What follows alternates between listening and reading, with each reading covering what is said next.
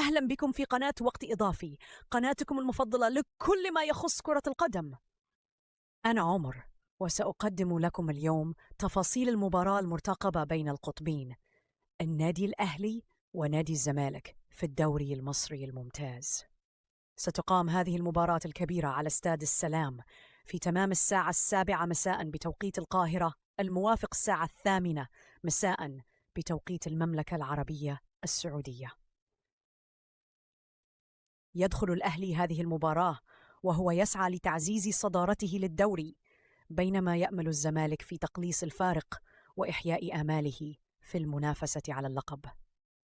سنقوم بتغطية شاملة تتضمن تحليل تشكيلة الفريقين المتوقعة، آخر أخبار اللاعبين واستعداداتهم، تاريخ المواجهات السابقة بين الفريقين، تحليل نقاط القوة والضعف لكلا الفريقين، تغطية مباشرة لأجواء ما قبل المباراة، وبالطبع سنقدم لكم تحليلا تفصيليا بعد المباراة مع أبرز اللقطات والأحداث المثيرة.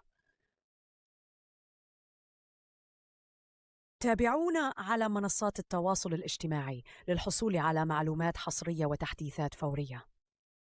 صفحتنا على فيسبوك، حسابنا على تويتر، قناتنا على تيليجرام، حسابنا على إنستغرام. لا تنسوا الإعجاب بالفيديو والاشتراك في القناة وتفعيل زر الجرس ليصلكم كل جديد.